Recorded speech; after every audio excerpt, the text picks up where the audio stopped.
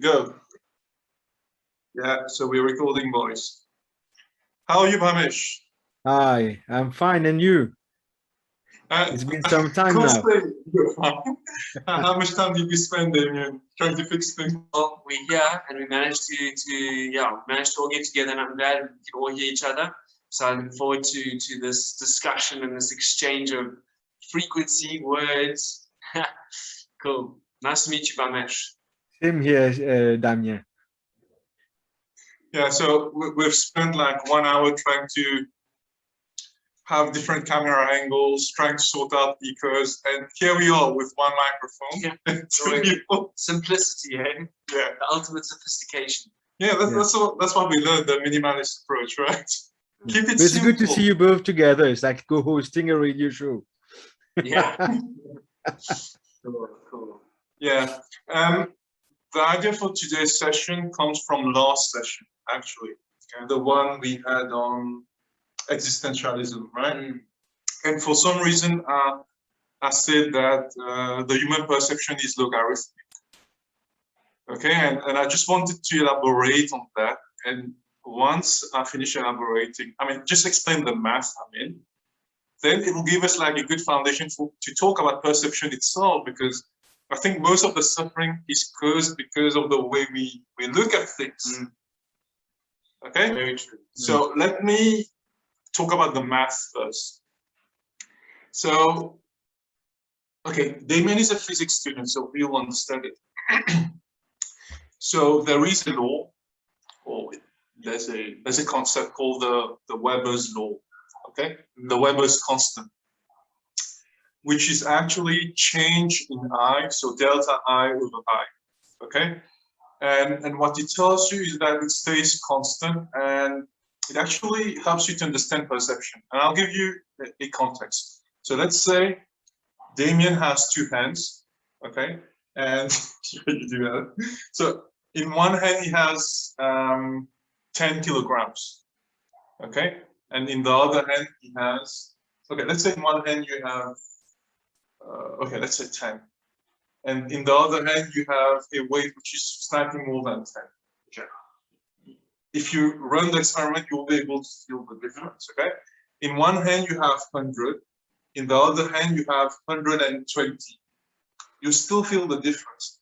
But when you run that experiment, let's say you have 200 in one hand and 220 in one hand, you can't judge. Yeah. Okay. So what happens is, as you increase the intensity, the same gap in change is less experienced by the person. Yeah. There's a percentage change in I over I. And percentage reduces. Right? So actually you've done something. So that's the equation if you can see it. Okay, change in I over I. You see that graph is logarithmic, meaning at the start of the curve, if there's a change over here on the x-axis, you will see the change on the response, which is the y-axis. But as you go further here, the same change in x will have like very minimal change in response. Okay? So this is true. We've run it with human beings, like with the weight experiment. And we've run it in social context. For example, if someone goes to jail, okay, and you get a 3-month jail period, let's say. If you have to choose between 3 months and 6 months, and the gap is 3 months, it seems a lot. But when they took people who, for example, depending on the judge, they could either get 2 years imprisonment or 2 years and 3 months, it didn't matter for the person. So the response of the person was very minimal. So in that sense, our thinking is logarithmic. Now let's apply it to business. Let's say the price of milk increases, okay, by 100 rupees, let's say in the Mauritian context. It's a lot, right? Now, if you take the price of a new car, 1.5 million, let's say, add 100 rupees on that. No one cares. You see, because the magnitude is more. Yeah. Okay, so that's how we use it in real life. Now, if you dig deeper, it's very exciting and interesting. Now, imagine on your x-axis, you've got suffering. On the y-axis, you've got response. Okay, so the person who has gone through the abyss, let's say, you've touched really the bottom. Okay, so your intensity level is you're very far on the x-axis, right? Now, for that kind of person, if someone insults that person, the response is very minimal, because the suffering the person had to go through is so much. So the response becomes very minimal. Now, someone who has been, like, say, not exposed to harshness of life, thinks positively, looks to the real world through rose-tinted glasses, everything is peace and love. You see what happens? That's the hard blue. Yeah, so the math here actually teaches us something awesome, I would say.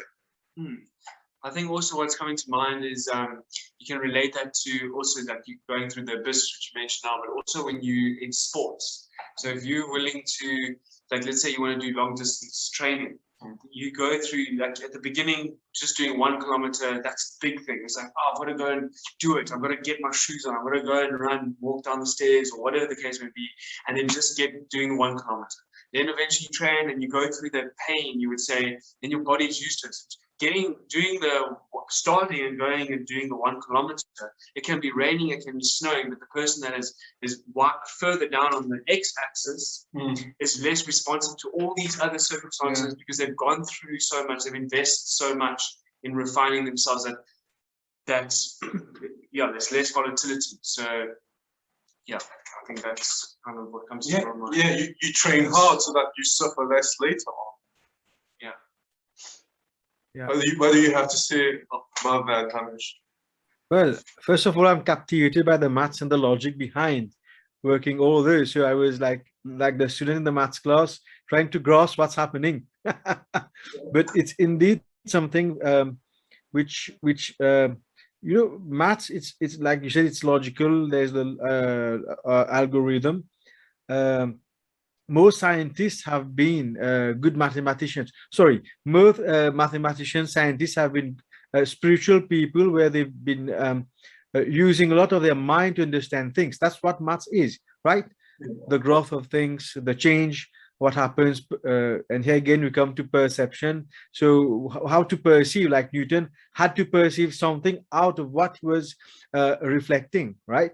So with right to what you were speaking, I like this thing. It's the par rapport à. So there's always if we try to see things as they are, we are not willing to change, right? But when there's a difference, when there are two causes of things or two responses, so it's toujours par rapport à, one thing to the other. And I've appreciated what you've been saying about the prisoners. You give 3-month penalty, a 3-month imprisonment. It's okay. It's accepted. It can be 2 years, it can be 5 years. But the instance you add 1 week or 2 weeks or 3 months, it feels heavy. It feels to be a burden. But in the beginning, it was supposed to be okay. So it's quite conflictual to the individual also to see how we adapt to what's going to happen. Are we prepared for that? And like Dami has been saying, like we are preparing for a training. In the beginning, we say we start for like 1 kilometers, then we try to extend to 2 kilometers, 3 kilometers. So we get used to change. We get used to, we adapt to what's going to happen. But still, we wish to have something in mind, like let's put a limit. Let's try to go up to 5 kilometers. And from there, we see where we can move or whether we can move. However, we've put our limit to 5 kilometers, but we've moved, we've traveled, we've done an exercise or some footing for only 1 kilometer. Then we feel there's a gap. We feel there's something missing. Similarly, for the prisoner, he's been sent to jail for 2 years, and suddenly he's told, okay, 1 year is over, you can move out. He feels perplexed. What happened? Why am I being released earlier? So two contradictions. Like one, it's about gaining thing in the like a good surprise, and the other one is not attaining to what we were willing to do, to reach. So still there's the parapora, you see. So that's how I'm interpreting this mathematical formula. Yeah. Yeah, interesting. But we can start talking about that. Okay, human perception itself. Are we saying that it's reactive by nature? Because what Damien tried to say, I think, is we're preparing ourselves for what might happen. So that would be a non-reactive way of looking at life. Maybe you're anticipating what can happen and you're always preparing yourself. Whereas the other way would be the thing happens and then you respond. But you actually need both though, because you can't always anticipate what will happen also. So it's a skill to be flexible when things happen to you. I remember we discussed about letting things happen to you in one of our talks, which I believe in. But at the same time, I don't believe that the power of stars moving and then influencing our lives and all that. I mean, we were talking about that last week. I'm really extreme into taking full responsibility, like, for everything which happens. It's very extremist in approach, but when I adopt that kind of approach, I don't criticize people, even if they insult me, because it's all on me. If someone insults me, I've allowed it to happen. So to me, that's the way we can actually optimize our growth, because if we talk about the thing about criticizing itself, and if we look at the x-axis and y-axis, again, response on the y-axis, and on the x-axis, then still whatever thing. So if you can criticize yourself more than anyone else, you're really extreme on the x-axis. When someone really criticizes you, it's going to move very little on the y-axis. Your response will be very minimal. So that could be a way of actually making you stronger also. Like expecting the worst thing to happen. It's not bad. I think the problem we have, Hamish, is, I was thinking about that last time. We have preferences. Yes. Okay. And then we have aversions. We don't want certain things to happen to us. And then we want things to happen to us, right? But life is going to give you both. We're not talking in a dark way right now.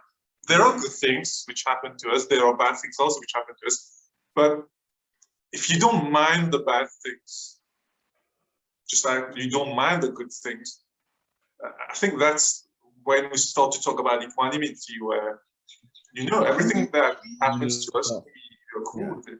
Yeah. By considering the curve that you showed, I believe that it's good to know things. It's good to practice. Let's say I want to practice something. Okay, it can be a philosophy, it can be a lifestyle, or it can be a practice for an exam, or a practice for something I'm passionate about. I believe that it's good that at least we start to do something, right? We start something, and from there we move on. Okay, so it's going to the curve is quite explicit. It's very explicit. Let's say that in the beginning we practice, and coming to the end of the curve, the summum part, that practice doesn't need any additional effort, because it's like a kind of mastery. There's this thing, there's this kind of mastery, and at the same time, I'm a bit fed up of all those things I've been doing. So then the curve settles. It goes quite straight. You're still going to know something out of it, but we're not in the practice now. So it's good to be fed up also in what we're doing, because it's the extreme part. It has reached the summum, then it goes flat, and after that, something new is going to crop up. But if there's nothing which crops up and we stay in this flattened mode, that's when we feel like there's the stars are not in our favors, or nothing is moving around, we feel stagnant, we feel that there's no motivation. So let's say that every learning pathway, every experience, every interest, every passion start from something. And just like you've pinpointed about those who like to criticize, in the beginning, I know someone like who likes to criticize. Okay, in the beginning, I'll be used to hear to this person. Okay, so it's okay. Probably he's giving his opinion. Probably he's giving some kinds of knowledge. So it starts again from the bottom of the curve. It moves up, and at some point of time, I'm fed up again. Once again, I'm used to this person criticizing. In the beginning, I was trying to understand what he or she is doing. In the beginning, I was trying to understand why is she doing so. So, coming to one point, we say, oh, so this person is not whatever this person is saying, is criticizing, is not up to what I wish to nourish. So again, it comes to the summum part, to that level, and then again the curve flattens.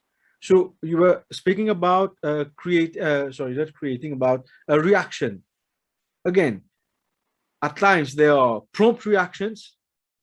At times we react, but after a moment of thoughts, a moment of thinking process, or we try to tally things to see if it's good to react or not good to react. So I believe that there's no reaction without any action.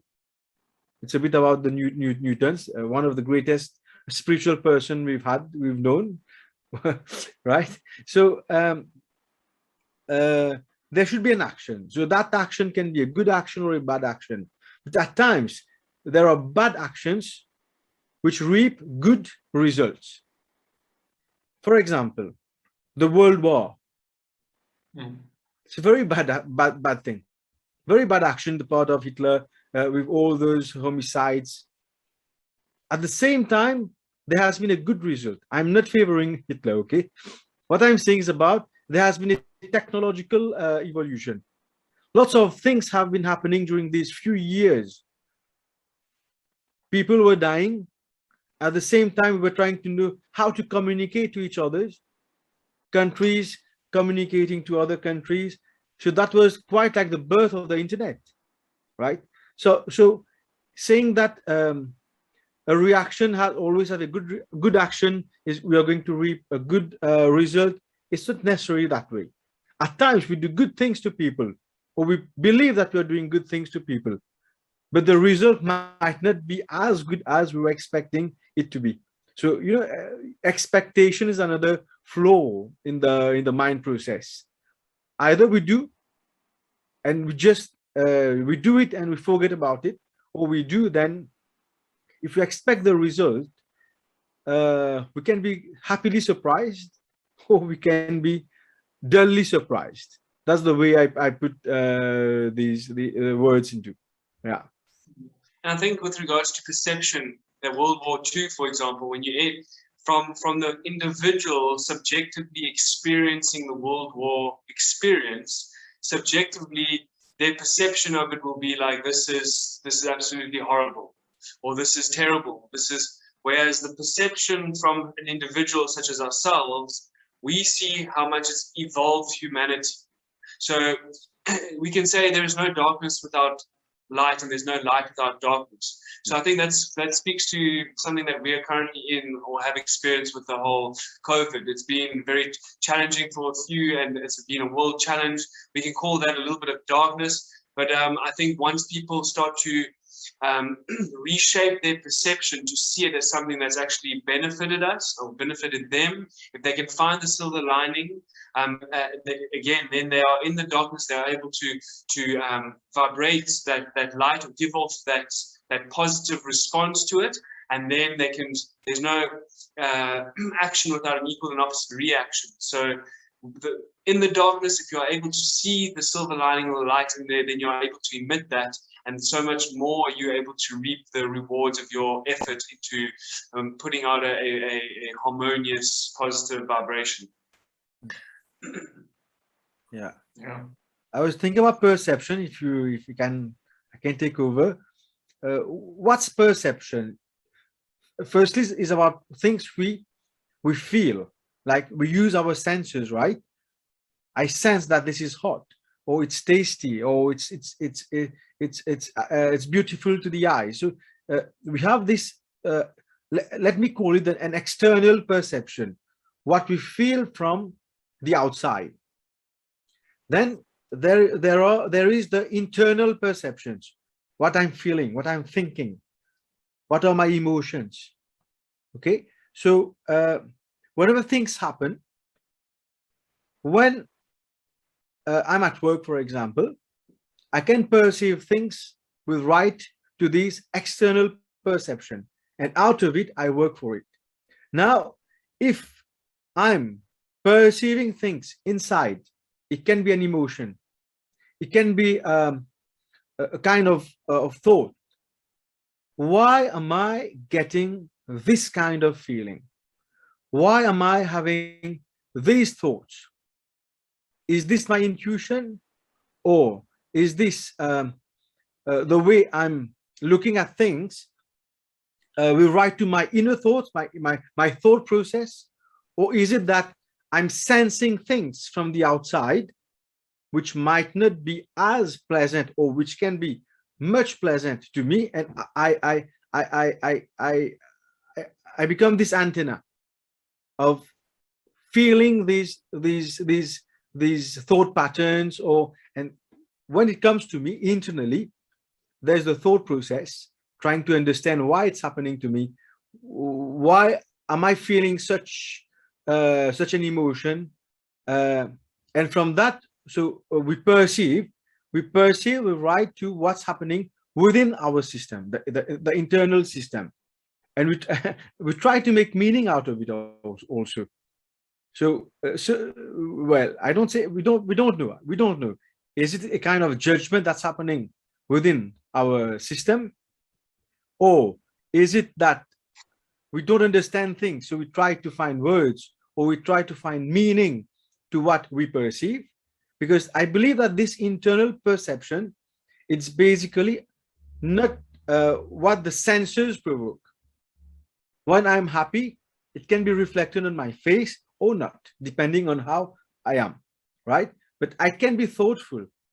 At times I can be thoughtful. So people of whenever someone looks at you, say, oh, he's thinking. Probably.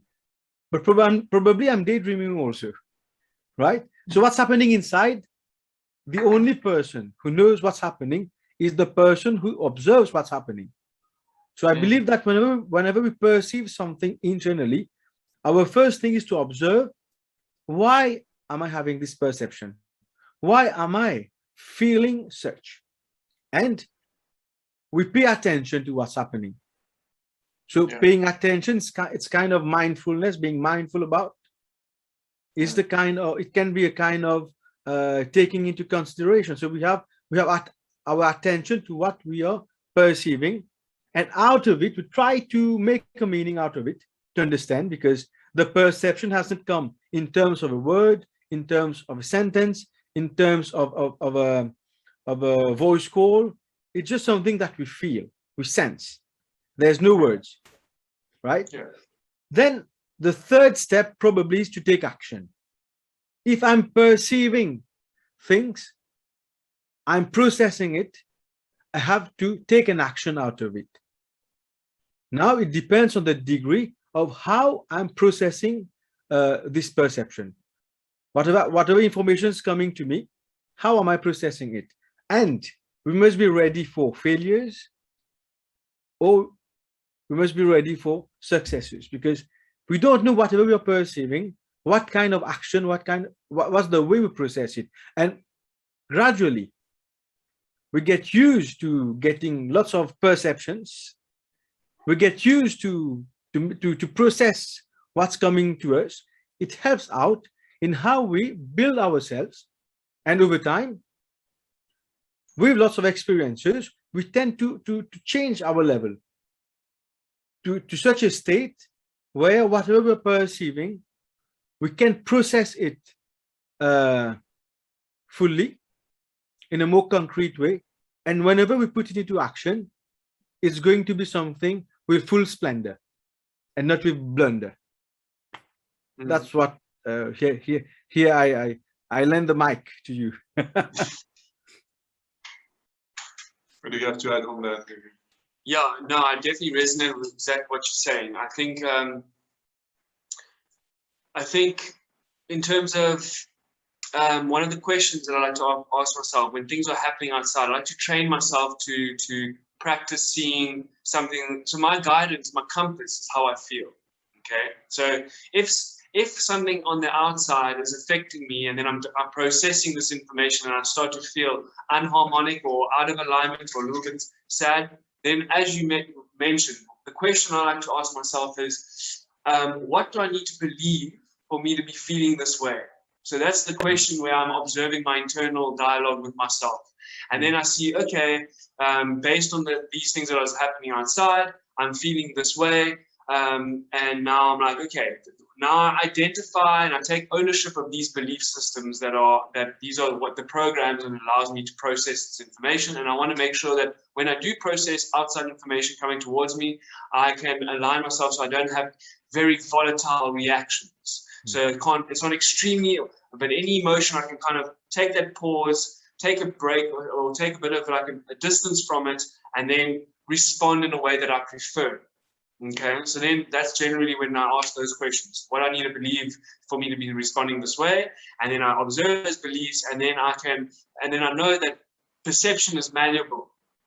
Beliefs are malleable. So once I can take ownership of the belief system that's making me feel a certain way, I can then incorporate a new belief and say, okay, what would I prefer to believe? I see these beliefs, I take ownership of them, but now how can I improve myself by responding to this in a better way? That means, what do I prefer to believe? Well, I prefer to believe this situation could maybe, like, let's say an example of COVID. A lot of people are like, oh my word, it's terrible, the end of the world, people are going to die. Or what? Okay, yes, I see that, it's quite fearful, I have this fearful feeling, but imagine new technologies will emerge. Nature is like being able to take a bit of a break from all the activity.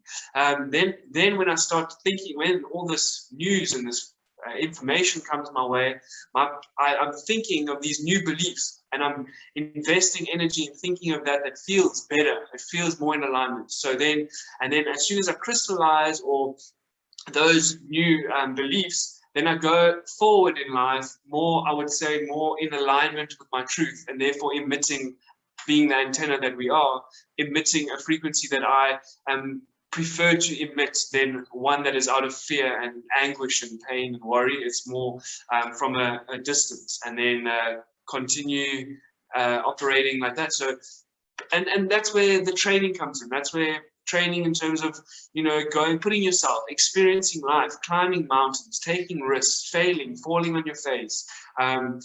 Kids that go out and play, they fall, they get a scratch on their arm. I think it's healthy to experience all types of these volatility, because then you can refine and then remain in the center, remain in that, if we're going up and down, I'm not going to react to the tips. I'm not going to react to the bottoms. I'm going to maintain in the center of that equanimity that you mentioned, and entertain that space as often, because you've only got 24 hours. Again, that's another thing. You've only got 24 hours. The future is a made-up story in the mind. The past is a made-up story. So how can I optimize my 24 hours in terms of doing the things that I love? Whether that be, training for a race, whether that be working the finance, whatever, but as long as I allocate, you like to do 5 different things per day, you allocate time to that. And then when a challenge comes up, I feel more at peace with myself, I feel more at ease, I'm balanced, and then I can respond, as I prefer. Even with like family, which we mentioned in one of the podcasts, like are your biggest teachers, they can bring up emotion inside of you, and that's where you can kind of look and say, am I choosing to respond in this way to people that I love, and like that, I'd rather, like, this is a time for me to refine myself and kind of respond with love and peace, and let them, allow them to be the reflection that shows me more about myself. So yeah, that's kind of my view on that. Yeah, and you've talked a lot about how you process information in your head, isn't it? And one thing I'd like to mention is that we tend to think that we are that one person thinking about all these things, and we rarely consider that actually, okay, the body I have right now, it's like an evolution of 600 million years from our ancestors, and in our body, in our genes, we still have the caveman genes where they've been hunting and primal. No, true. That's why we get angry. We want to hit people, because it's not something that's just us. It's like something we need. And I get so angry when people tell us that we don't have to be angry. It's like something. No, I've been thinking about it deeply, Amish. Yeah. The more I think about it, if I was not angry, I would have died quickly. I don't view anger as a bad thing. I think we have all these emotions because they are important to us to guide us in our life. It's just that we don't know what they mean. So we end up feeling scared of them. But guilt, anger, frustration, all these things, they are here to indicate to us, okay, there's probably something to be fixed, or there's something annoying us, we need to work on it. And when you actually fix those things, then you reach that equanimity level where you're okay now with yourself. But these things are not things we need to get rid of, let's say. Imagine the cavemen. They had to hunt, right? They were not educated, so they were not rationally thinking that, okay, that's a predator, okay, that's danger, because I've read it in that book, you know. They didn't know that, so they had a limbic system which actually like told them, okay, that's danger, we need to attack. So that's how we had that fight or flight response still in our brain. So I think we should not pretend to be too civilized and too polite, and actually forget that, you know, these are pretty much part of us. Yeah. And I think coming from the past, we have certain things in us that we respond to and get angry about. But I think from giving yourself that gap, that moment of pause, allows you to witness the anger because and transform it. Exactly, it's energy. Transform that, because it's got strong energy. Yeah, it's anger. I'm like, fuck, I can do anything that, I can get angry. I can respond in a way that afterwards I look back, I'm like, yo, and then I will feel guilt, and those things can lead on to other things. But that's because you didn't know how to use it. Actually, respond in a way that's, for my highest, it's always for your highest best, but in a way that directs me, that it can lead to being angry and hitting someone, then can lead to this, and can spiral into a certain experience that you need for you to then transform